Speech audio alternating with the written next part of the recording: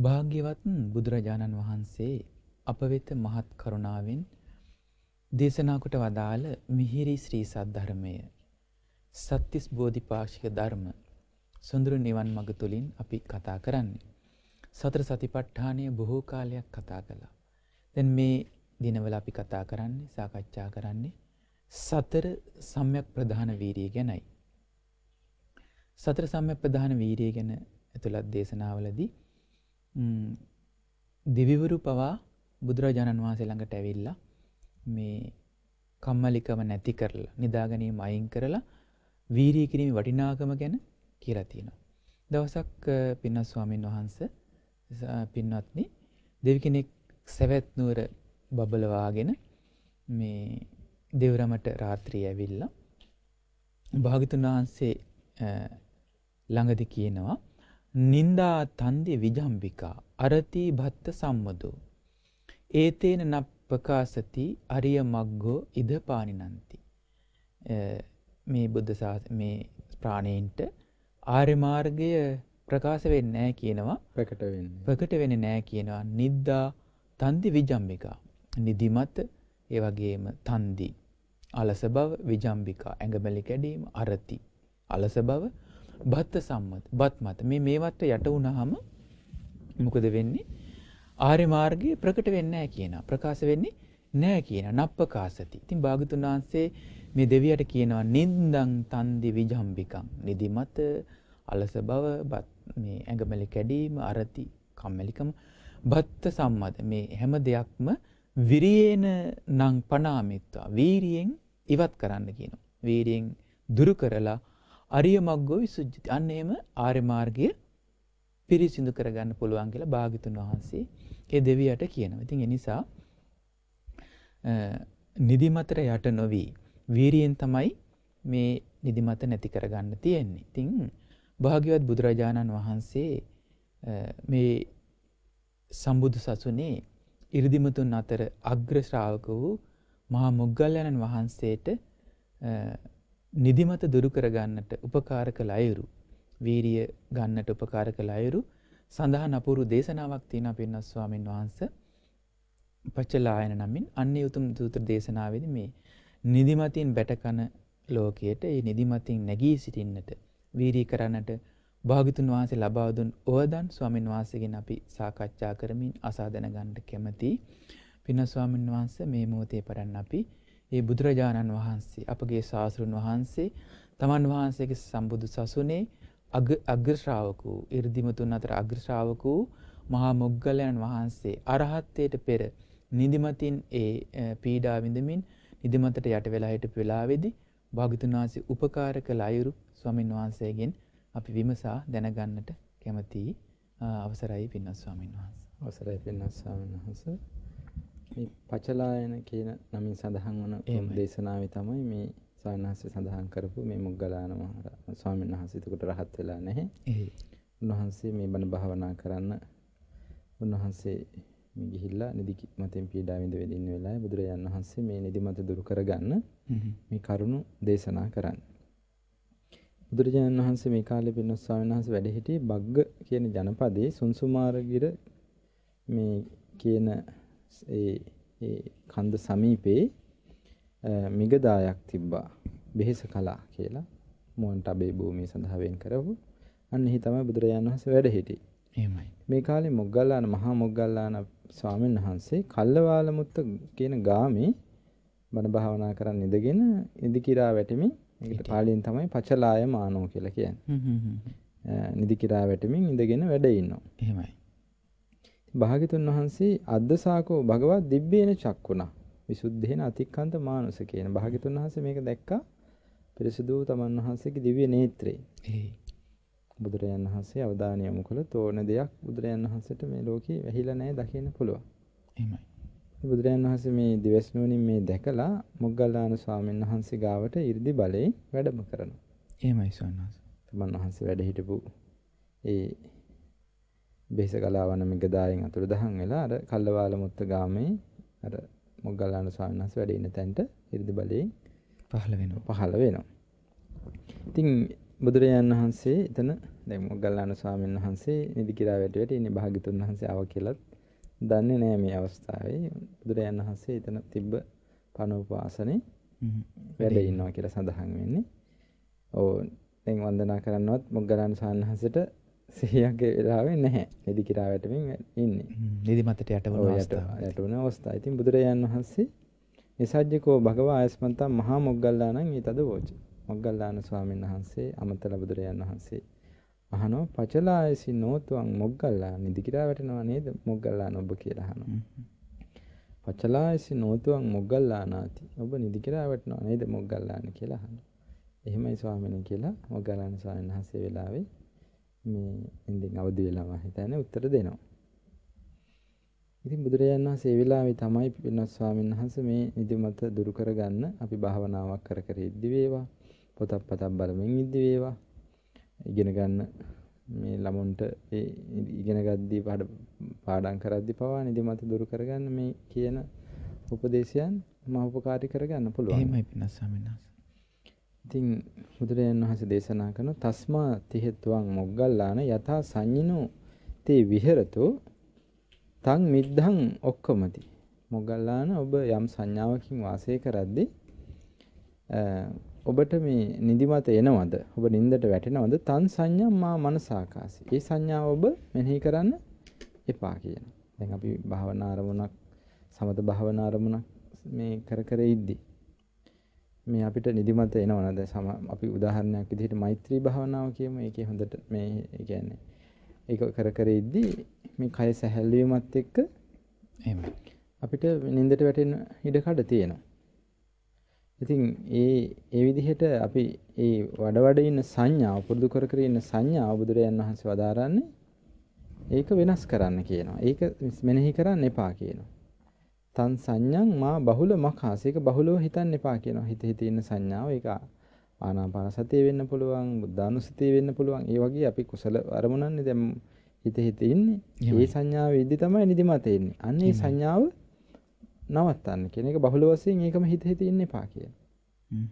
ඒක තමයි පළවෙනි අවස්ථාව. ඒ විදිහට කරද්දී ඨානංකෝ පණේතම් මොග්ගල්ලාන මෙහෙම වෙන්න පුළුවන් මොග්ගල්ලාන ඨානංකෝ පණේතම් මොග්ගල්ලාන විජ්ජති යන්තේ එවං විහෙරතෝ තම්මිද්දම් පහේති. ওই විදිහට කටයුතු කරද්දී ඔබට ඔය ඇති වෙච්ච නිදිමත ඒ වෙලාවේදී නැති වෙලා යනවා. නැති වෙලා යන්න පුළුවන් කියන.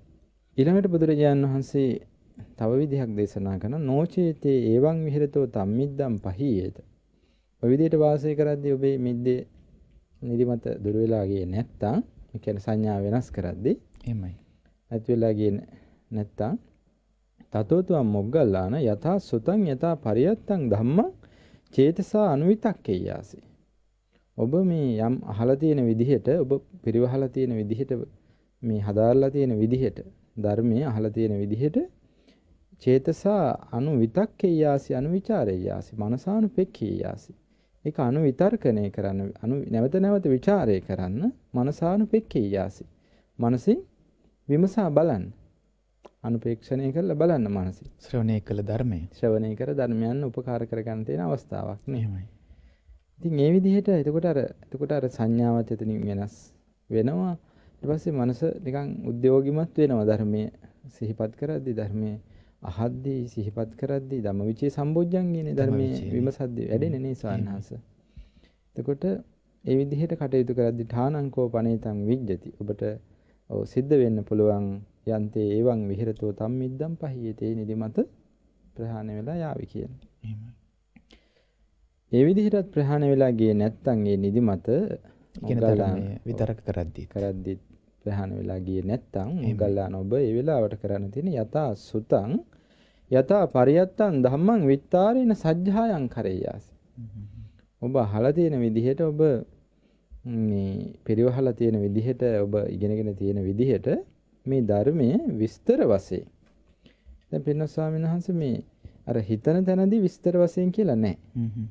එහෙමයි. මේ අනුවිතර්කණය කරද්දී, ਵਿਚාරය කරද්දී, මනසින් විමසද්දී තියෙන යථා සුතං යථා පරියත්තං ධම්මං චේතසා අනුවිතක්කේයාස. ඒක මේ කෙනෙකුට ඒක කෙටියෙන් උනත් සිහිපත් කරන්න පුළුවන්. ඒ Tamanට හිත පහදින විදිහට, අවබෝධය ඇති වෙන විදිහට අර්ථය සිහි කරන්න. අර්ථය සිහි කරන්න පුළුවන්. අර දැන් බුද්ධ දේශනාව නැවත නැවත බුදුරජාණන් වහන්සේ අපිට සූත්‍ර දේශනාවල පෙය්‍යාල වශයෙන් මුණ ගැහෙනවා. එහෙමයි. අන්න ඒකත් දිගහරිමින් ඒ කියන්නේ ඒ විදිහට දැන් සජ්ජහායනාවේදී ඒ විස්තර වශයෙන් දේශනාව සම්පූර්ණයෙන්ම සජ්ජහායනා කිරීම කරන්න කියලා තමයි කියන්නේ. අර නැවත කිටි අර පෙය්‍යාල වශයෙන් ඒක සජ්ජහායනා කරන්නේ නැතුව ඒක විස්තර වශයෙන් හදාගෙන දැන් අර ඉන්ද්‍රිය සංවරයේදී ඇහැගෙන තියෙනවා. ඒ විදිහටම කන ගැන සජ්ජහායනා විස්තර වශයෙන් කරන්නට ඕන. කරන්නට ඕන. එහෙමයි සනස.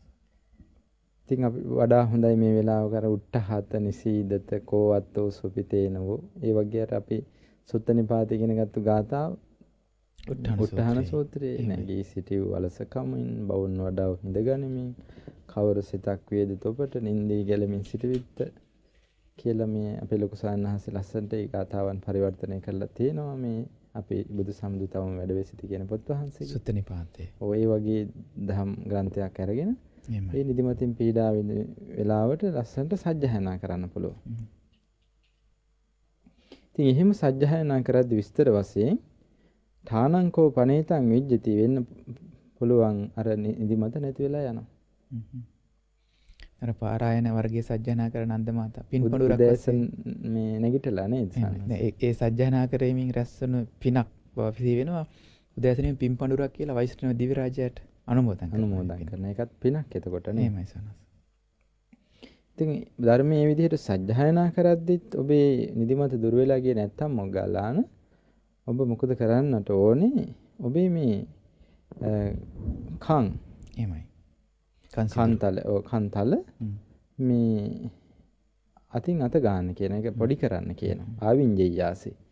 පාණිනා ගත්තානේ අනුමජ්ජයාසි. මේ අත්වලින් මේ තමන්ගේ අවයව අංගපත හොඳට මේ තද කරලා අත ගන්න කියනවා. අතපය. අතපත මේ ගා ගන්න කියනවා. තමන්ගේ ශරීරය හොඳට මේ තද කරලා මේ නිදිමත කැඩලා යන විදිහට ඒක අපි කරගත්තාම අපිට මේක ප්‍රායෝගිකව ඇත්තක් කියලා අත්දකින්න පුළුවන්. කන් අපි අදටත් කරනවා කන් මිරික ගන්නවා කන් මේ තද කරලා මේ පිරිමදිනවා. එතකොට මේ නිදිමත ඔබේ නැති වෙලා යාවි කියනවා. ඊළඟට බුදුරජාණන් වහන්සේ පස්වෙනි කාරණාව හැටියට දේශනා කරනවා ওই විදිහට නිදිමත ඔබේ නැති වෙලා ගියේ නැත්තම් තතෝතුව මොග්ගල්ලාන උත්ථායාසනා උදකේන අක්ඛේනි අනුමජ්ජිත්වා. ඔව්. දැන් අතන්ට එනකන් දැන් තුන්වෙනි තැනට එනකන් ධර්මයේ තුලින්ම කියන්නේ බේරෙන්න බලනවා. ඉස්සරෝම සංඥා වෙනස් කරලා භාවනා වෙනස් කරලා බැලුවා. ඊට පස්සේ මේ ධර්මයේ අනුවිතර්කණය කළා, ධර්මයේ මෙනෙහි කළා. ඒ විදිහට මෙදෙන්න නැත්තම් නැති වෙලා යන්නේ නැත්තම් ධර්මයේ සජ්ජායනා කළා. ඊට පස්සේ ඉඳගෙනම නැගිටින්න නැතුව ඉඳගෙනම තමන් මේ කන් පිරිමදින්න කන්තල ඊළඟට මේ ශරීරයේ අවයවයන් පිරිමදින්න අත්වලින් ඒ හතරවෙනි එක. ඔව් හතරවෙනි එක. ඉඳගෙන මේ ටික කරන්නේ. දැන් නැගිටලා කරන්න කියන උත්ථායාසන. ඒ ඔක්කොම හරි ගියේ නැත්තම් උදකේන අක්ඛේනි අනුමජ්ජිත්වා වතුරෙන් ඇස් තෙමා ගන්න කියන. මොන ටිකක් හොදා ගන්න. ඊට පස්සේ ඒක පස් වෙනව වෙන්නේ එතකොට. ඔව්. දිසා අනුවිලෝකේ යාසි. හොඳට වටපිට බලන්න කියනවා දිසා. නක්ඛත්තානි තාරක රූපානි උල්ලෝකේ යාසි. මේ නැකත් තාරකා තරු රටා හැම ටිකක් අහස දිහා උඩ හැරිලා බලන්න කියනවා. ඒතර මේ රාත්‍රියේ භාවනා කරද්දී ආපු නිදිමත දුරු කරගන්නදී රාත්‍රී කාලයක් එතකොට. රාත්‍රී කාලයක්. ඒ නිසා මූණ සෝදගෙන මේ අහස බලන්න කියලා කියන්නේ. දවල් කාලේ නම් ඉතින් පේන්න හොඳට වටපිටාවේ එළි පහලේ තියෙනවනේ. දවල් කාලේක වටපිට බලලා හොඳට මේ Tamanට මේ දිගට දුරු කරගන්න පුළුවන්. එහෙමයි. ඊළඟට බුදුරජාණන් වහන්සේ දේශනා කරනවා මේ විදිහට නිදිමත දුරු නොවුනොත් තතෝතුම් මොග්ගල්ලාන ආලෝක සංඥම් මනසි කරෙයාසි. ඔබ ආලෝක සංඥාව මෙනෙහි කරන්න. දිවා සංඥං අදිඨේයාසි. දිවා සංඥාව අදිෂ්ඨාන කරගන්න. තවදුරටත් දේශනා කරනවා යතා දිවා තථා රත්තින් යතා රත්තින් තථා දිවය. යා හිතන්න කියනවා ඔය දහවල යම්සේද යතා දිවා තථා රත්තින්. මේ විදිහටමයි මේ දහවල් කාලේ මේ රාත්‍රී කාලේ දහවල යම් විදිහකින් මේ පරිසරයේ තිබුණාද ඒ විදිහටම මේ රාත්‍රියත් මේ කයි ස්වභාවයේ ඒ විදිහටමයි දහවල යම්සේද රාත්‍රියත් එසේමයි කියන සංඥාව. ඊට පස්සේ යතා රත්තින් තථා දිවා රාත්‍රී යම්සේද දහවල එසේ කියන ඒ ඉති විවටේන චේතසා ඒ විදිහට විවෘත වූ සිතින් අපරියෝ නද්දේන. ඒ කියන්නේ තීර මිද්දේ යට නොවෙච්ච සිතින් චේතසා අපරියෝ නද්දේන සප්ප භාසං චිත්තං භාවේයාස. හොඳට ප්‍රභාස්වර සිත වඩන්න කියලා කියනවා. එහෙමයි. අර දහවල යම්සේද රාත්‍රියත් එසේයි රාත්‍රියේ යම්සේද දහවලත් එසේයි කියලා විවෘත වූ සිත හොඳට විවෘත හැකිලිච්ච නැති අර ලීන හැකිලිච්ච සිතක් ආවම තමයි නිදිමත එන්නේ. හොඳට හිත විවෘත කරගෙන තීන මිද්දෙන් හිත යටපත් නොකරගෙන අපරියෝ නද්දේන සප්ප භාසං චිත්තං භාවේයාස. හොඳට ප්‍රභාස්වර සිත වඩන්න කියලා කියනවා. ඔව් ඒ විදිහට ඒ වඩන්න කියන්නේ ආලෝක සංඥාව. ආලෝක සංඥාව මෙනෙහි කරන්න කියනවා. කියන්නේ කෙනෙක් කියන්නේ දහවල් කාලේ දැකපු ආලෝක තත්වයන්. ඒ ආලෝකේ එහෙම නැත්නම් ඒ ආලෝක සංඥාවක් විදිහට භවනා වශයෙන් පුරුදු කරගෙන තියෙන ඒ දේ මෙනෙහි කරන්න කියනවා. දිවා සංඥාව දිවා කාලයේ තියෙන මේ පරිසරයේ තියෙන ආලෝකමත් බව මේ අදිෂ්ඨාන කරගන්න කියනවා. දිවා සංඥාව. ඒ හයවෙනි කාරණා. අර නිදිමතෙන් පෙළෙන කෙනෙකුට පුරුදු කරගන්න පුළුවන් දෙයක් කියලා අපි අහලා තියෙනවා. මේ විදිහට මේ දිවා සංඥාව, ඒ වගේම ආලෝක සංඥාව කෙනෙක් ඒ විදිහට තීන මිද්දේ ඇතුවනහම ඒක බැහැර කරන්න ඒක කෙනෙකුට සංඥාවක් විදිහට දියුණු කරගෙන මේ අවස්ථාවේදී ප්‍රයෝජනට ගන්න පුළුවන් කියනවා. එහෙමයි සනස්. ඉතින් මේ ඉදිරි කරුණු හයක් දේශනා කරනවා. ඒ විදිහට කටයුතු කරද්දී මේ තීන මිද්දේ නැති වෙලා යාවි කියනවා. 6 වෙනි කරුණ. 7 වෙනි කරුණ හැටියට දේශනා කරනවා. ඒ විදිහට ප්‍රහාණය වෙලා ගියේ නැත්තම් මොග්ගල්ලාන පච්චා පුරේ සංඤී චංකමං අදිඨේයාසි.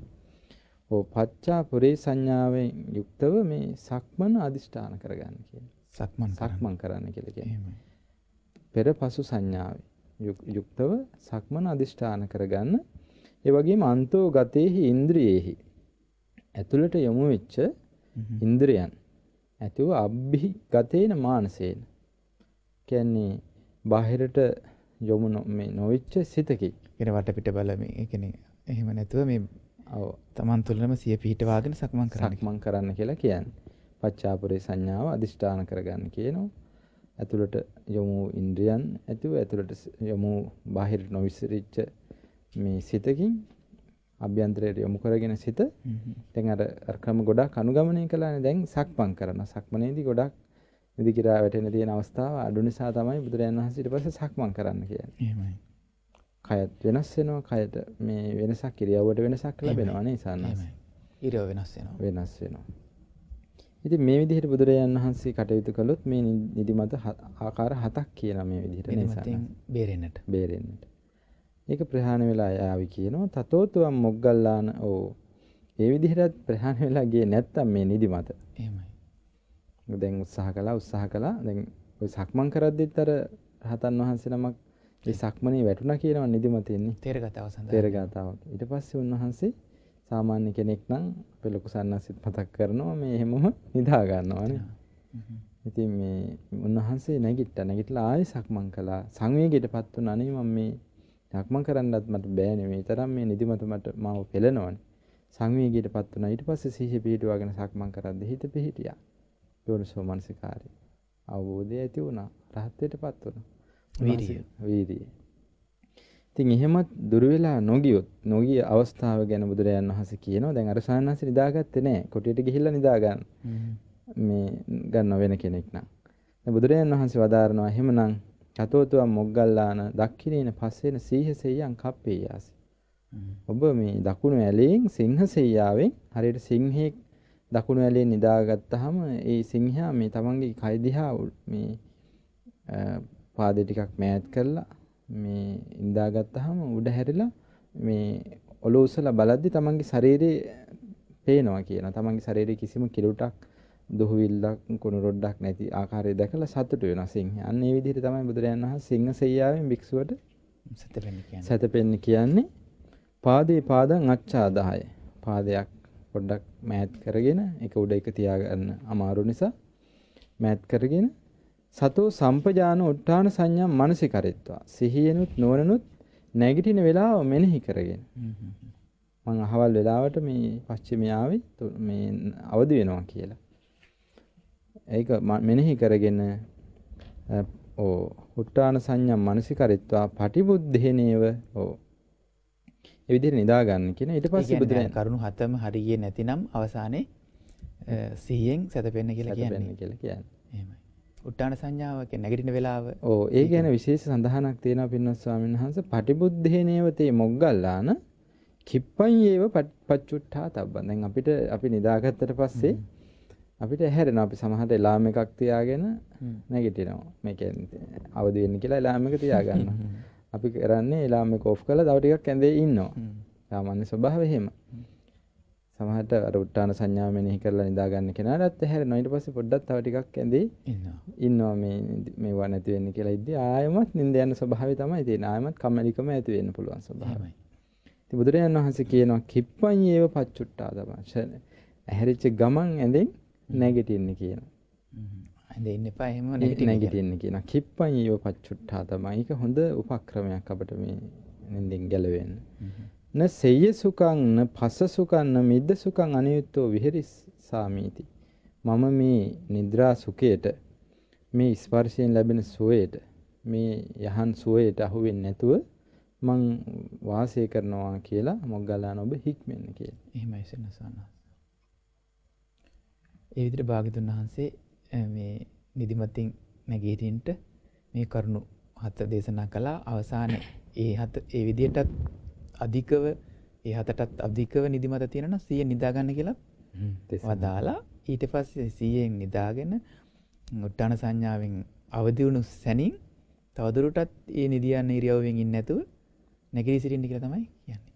එහෙමයි සන්නස මට සිහිපත් වෙනවා මේ රාත්‍රියේ නිදි වරණ 5 දෙනෙක් ගැන බුදුරජාණන් වහන්සේ දේශනා කරනවා. එහෙමයි. කියන්නේ අල්ප වශයෙන් නිදා ගන්න. පළවෙනි කෙනා රජ්ජුරුව රාජ්‍ය කටයුතු බහුල නිසා අඩුවෙන් රාත්‍රියේ නිදා ගන්න කියනවා. ඊළඟට මේ හොරා රාත්‍රියේ හොරකම් කරන්නේ.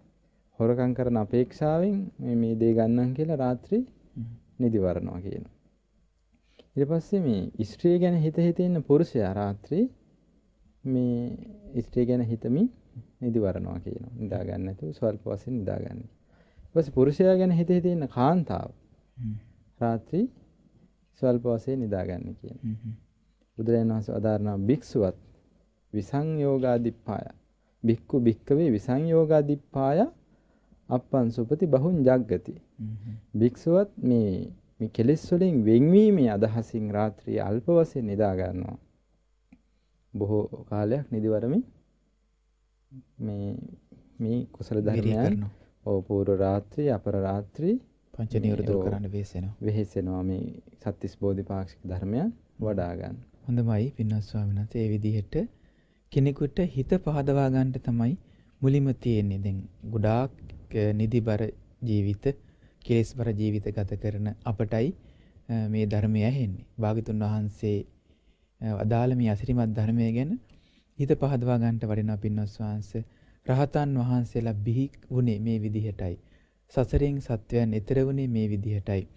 තමන්ගේ ජීවිතය අතහැරලා දහමට දිවිපුදා වීරිය කරමින් ඒ වගේම සිහිය නොවන දියුණු කරමින් තමයි මේ බෝධිපාක්ෂික ධර්ම තමන්ගේ ජීවිතයට ගොනු කරගත්තේ. එහෙමනම් පින්වත් ස්වාමීන් වහන්සේ සොඳුරු නිවන් මඟ ගැන කතා කරන මේ උතුම් සදාම් කතිකාව තුළින් අද දවසේ වීරිය ගැන සතර සම්‍යක් ප්‍රදාන වීරියට එන්නට උපකාර වන නිදිමතින් නැගී සිටින්නට උපකාර වන උතුම් දේශනාවක් අපි කතා කළේ පච්චලායන සූත්‍ර දේශනාව. මහා මොග්ගලයන් මහරහතන් වහන්සේ අරහත්ත්වයට පෙර නිදිමතින් පීඩා විඳින්මින් නිද්දි භාග්‍යතුන් වහන්සේ ඒ අසලට වැඩම කරලා ලබා දුන් අවවාදයි අපි ඒ ශ්‍රවණය කළේ. ඉතින් ඒ නිසා අප හැම දිනාටමත් මේ උතුම් ධර්මය නිදිමතින් නැගී සිටින්නට, වීරිය පවත්වන්නට, නිවන් මඟ සම්පූර්ණ කරගන්නට, සුවසේ චතුරාර්ය සත්‍ය ධර්මය අවබෝධ කරගන්නටම දෙවියන්ට මේගේ ඥාතීන්ට පින් අනුමෝදන්ගෙන හැම දිනාටම ඒකාන්තයෙන් හේතු වේවා, වාසනාව වේවා. සාදු සාදු සාදු. සම්මා සම්බුද්ධෝ වතසෝ භගවා ස්වාක්ඛාතෝ භගවතා ධම්මෝ සුපටිපන්නෝ භගවතු ශාවක සංඝෝති. සාදු සාදු සාදු.